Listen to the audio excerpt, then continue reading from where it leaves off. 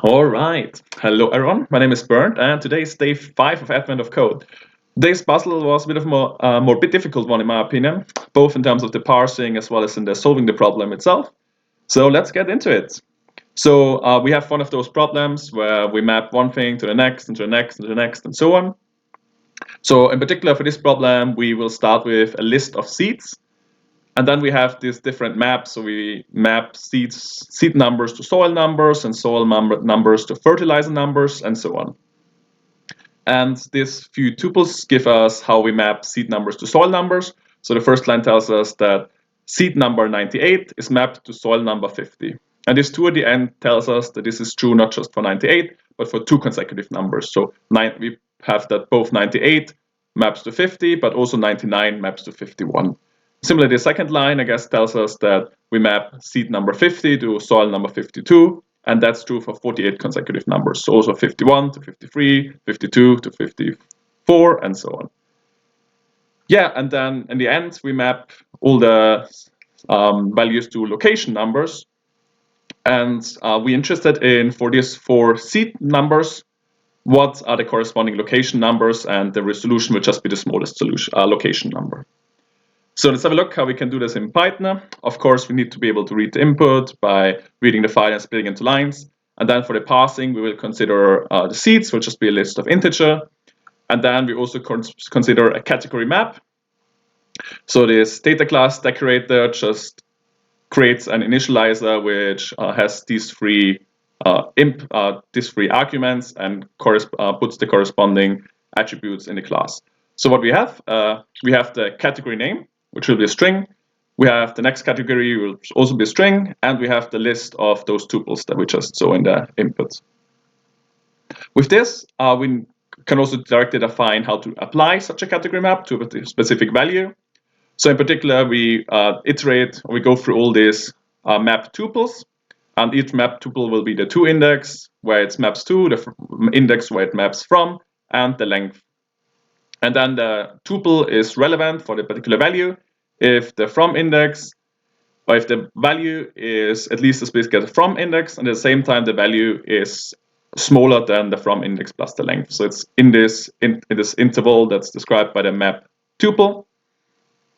And what we do if we find a value if we find a tuple such this is the case, then we can want to calculate the output index. So first we calculate how far the value is from the from index, and then we have to add this to the toIndex. So for example, if the value is 2 larger than the from index, this would be 2, and the output value is toIndex plus 2. Okay, and if none of the map tuples is applicable to a particular value, the problem tells us to just return the value. Okay, so now we need to parse our lines into those two objects. So again, our lines look something like this. And in order to parse it, we first take this list of lines and convert it into an iterator. So an iterator just gives us the next line whenever we call next on it, and eventually it will raise a stop iteration exception when we through the whole file. So that will make it easier to parse each line one after the other. And so, for example, we can just call the next to the line iterator to get the first line of the file, which will be the seed line. So there we pass the seed values just by replacing the first part of the string and then converting all those values into integers. Then we will want to fill this category maps dictionary, which just maps the category name to a category map. And we do this by reading the rest of the file. So for that, we'll have a while loop. And for at each time, we try to read the next line, and if a stop iteration is raised, we break, so we break out of the loop. And then we are interested in lines where we have the string map to appear in the line, so it's something like this, and that means a new map is about to start, or there's a definition of a new map is about to start. What we do if we find such a map in a line, we define the from category and the to category by parsing this line we had. And then we also want to find the map tuples, which we do by parsing the next few lines from the line iterator, again with a function. And then once we got these three values, we just define our category map by supplying the from value, the from category, the to category, and the map tuples. And then we add it to the dictionary. At the end, we return the seeds in the dictionary. Okay, so parsing the individual lines. So first, parsing the map line is fairly easy. So a map line is like this. So we just get rid of the last part by replacing it with an empty string. And then we split the line by this to dash string, and that will give us the from category and the to category. Parsing the lines corresponding to these tuples is a bit more complicated.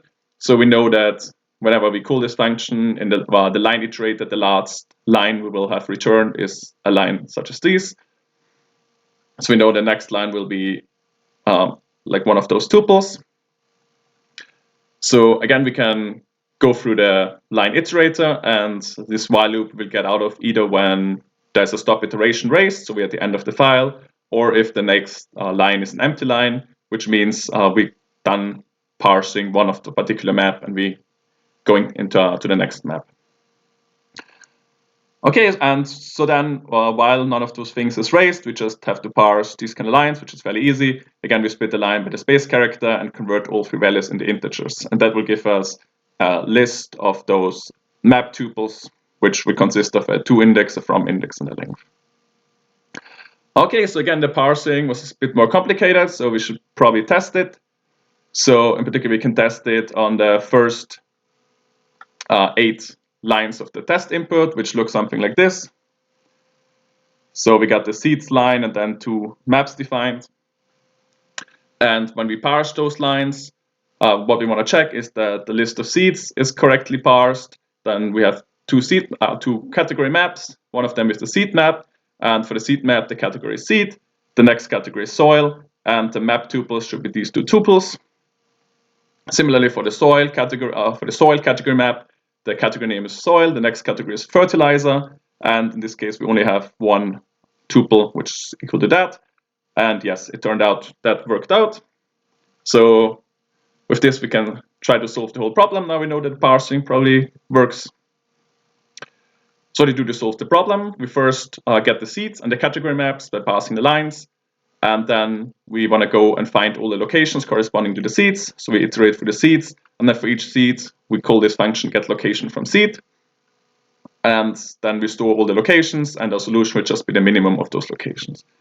In order to get a location from the seed, of course, we need the seed number and this dictionary of category maps. And we know that the first category will be seed, and the last category will be location we're interested in. So we have this while loop that iterates while the category is not equal to location.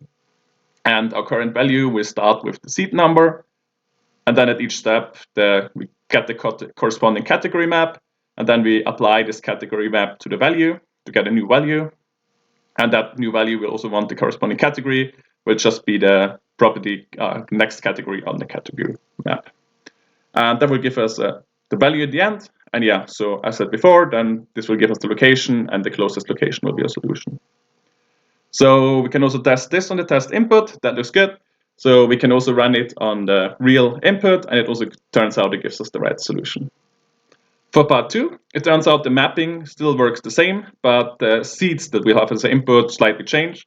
So for part 2, this line does not mean anymore that we have 4 seeds with these values, but now it's whole range of values. So again, we have 79, but then this means that the 14 consecutive numbers around 79 will be seeds we should consider. So 79, 80, 81, and so on. Similarly, this second pair of values means that 50, 56, 55, 56, and so on, and 13 consecutive numbers will be seeds we should consider. And then again, we're interested in the lowest location. But if we look at our real inputs, then those numbers are very large. So we have very large intervals, so it doesn't seem reasonable to consider each seed by itself. But instead, we want to work with some kind of ranges. So luckily from part 1, we can reuse the parse line function, and then we will work with value ranges. So it's just be a tuple of 2 integers, and will correspond to the start and this end plus 1 of a range. So like the Python range, the end will not be included. This will make it slightly easier to work with things. Then what we want to be able to do is apply a category map to a range. So before that, we applied it to 1 value. Now we want to apply the category map to a range. And then the result of this will not be a single value range, but a list of value range. And we'll see why that's the case.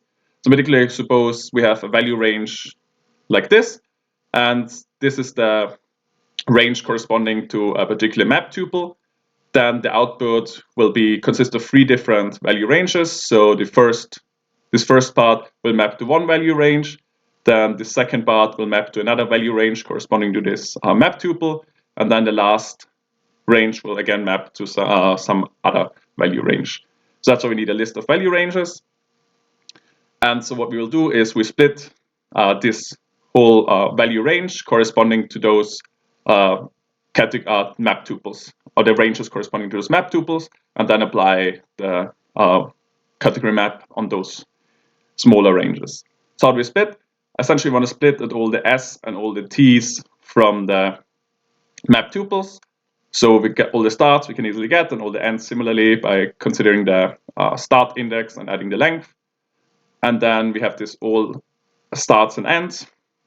We just take all starts and all ends, take the set to remove duplicates and sort them. And then we will define this list of split range, which will exactly be those ranges split by the S and T values. And the very first start will be this start of the original value range. And then we just go through all these starts and ends.